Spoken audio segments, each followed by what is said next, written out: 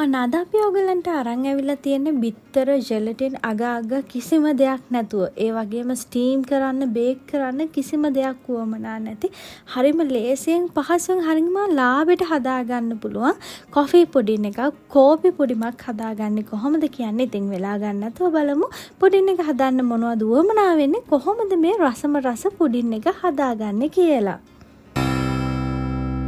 අපේ YouTube channel එක දැන් subscribe කරන්න bell icon එක click කරන්න අපේ අලුත්ම updates හැමෝටම කලින් දැනගන්න. වෙනද වගේම අවශ්‍ය ද්‍රව්‍ය වීඩියෝ එකේ වගේම පහළ description box එකෙත් සඳහන් වෙනවා අවශ්‍ය ද්‍රව්‍යයන් වගේම අවශ්‍ය ප්‍රමාණය. මුලින්ම අපි අපේ cornflour කෝප්ප කාලෙට වතුර කෝප්ප කාලක් දාලා ඇල් වතුර කෝප්ප කාලක් දාලා හොඳට දිය කරගන්න ඕන. මතක තියාගන්න ඇල් වතුර කෝප්ප කාලක් තමයි අපි එකතු කරන්නේ. ඒ වගේම අපේ කෝපි තේ හැඳි දෙකට අපි උණු වතුර මේස හැඳි දෙකක් එකතු කරගන්න ඒ එකතු කරගෙනත් හොඳට මේක කවලම් කරගෙන පැත්තකින් තියා ගන්නවා. ඉන්ස්ටන්ට් කෝපි කරනවා නම් මේකට ගොඩාක් හොඳයි. එහෙම නැත්නම් සාමාන්‍ය කෝපි වුණත් මේකට පාවිච්චි කරන්න පුළුවන්.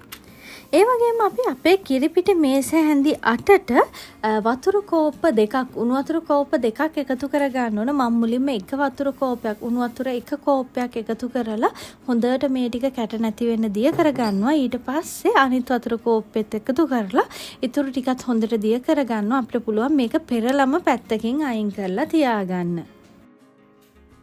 දැන් අපි මුලින්ම භාජනයක් ලිපේ තියලා ලිප ඔන් කරලා අපි හදාගත්ත කිරිපිටි මේස හැඳි 8 දිය කරලා හදාගත්ත කිරි කෝප්ප දෙක අපි මේකට එකතු කරලා මේක හොඳට උණු කරගන්න ඕන. ඒ වගේම මේකට අපි සීනි ටිකත් එකතු කරගන්නවා. අපි සීනි එකතු කරගත්ත කෝප්ප භාගයක් ඒ ටිකත් හොඳට දිය වෙනකම් මේක කවලම් කර තමයි අපි ලිපේ තියාගන්න ඕන.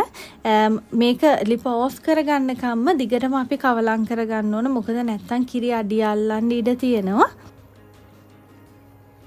දැන් කිරි ටික උතුරගෙන එද්දි අපිට පුළුවන් මේකට අපි හදාගත්ත කෝපි මිශ්‍රණය අපි කෝපි තේ හැඳි දෙකට උණු වතුර මේස හැඳි දෙකක් එකතු කරලා හදාගත්ත කෝපි මිශ්‍රණය මේකට දාලා හොඳට කවලම් කරගන්න. මේක හොඳට උතුරනකම් ලිපේ තියාගන්න ඕන. නිතරම කවලම් කරන්න අමතක කරන්නත් එපා. දැන් අපේ මිශ්‍රණය හොඳට උතුරනවා. සාමාන්‍ය විනාඩි 2-3ක් යද්දි මේක හොඳට උතුරනවා. මොකද අපි උණු වතුර තමයි පාවිච්චි කරේ කිරි ටික දිය කරගන්න, කෝපි ටික දිය කරගන්න. ඒක නිසා මේක විනාඩි 2-3ක් යද්දි හොඳට මේ වගේ උතුරනවා.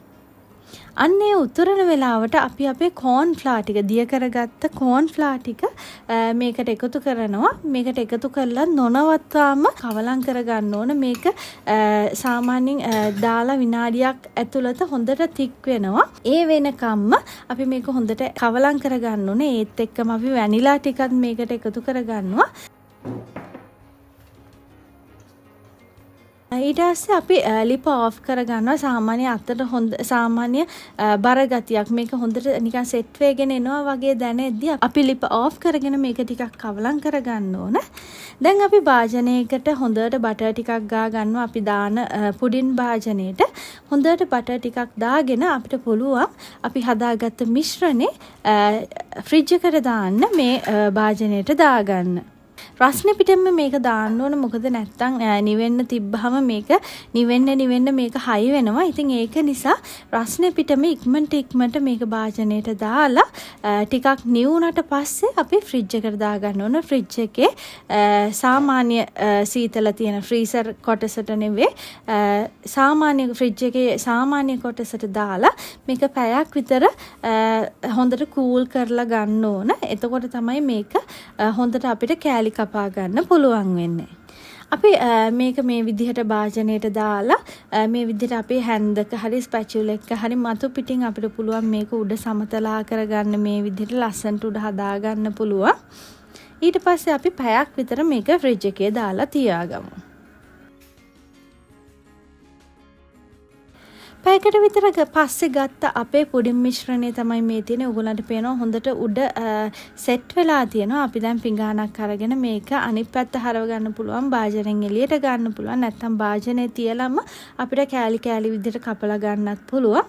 ඔයගොල්ලන්ට පේනවා හොඳට සෙට් වෙලා තියෙනවා. අපිට කෑලි මේ විදිහට කපලා අයින් කරලා ගන්න පුළුවන් වෙන ගානට මේක හොඳට සෙට් වෙලා තියෙනවා. ජෙලටින් අගාගා බිත්තර දැම්මේ නැහැ කියලා ප්‍රශ්නයක් නැහැ. ඉතින් මේ තියෙන්නේ අපි හදාගත්ත රස රසවත් පුඩින් එක. මේකට ඕගොල්ලන්ට පුළුවන් චොක්ලට් චිප්ස් හරි ස්ප්‍රින්කල්ස් හරි ඒ වගේම චොක්ලට් සෝස් වගේ කැමති දෙයක් දාලා මේක තවත් ලස්සන කරලා රසවත් කරලා ගන්න. ඉතින් හදලා බලන්න හරිම ලේසියෙන් පහසුවෙන් හදා ගන්න පුළුවන් ගෙදර තියෙන අමුද්‍රව්‍යම පාවිච්චි කරලා හදලා රස විඳලා අපිටත් කියලා එවන්න රස.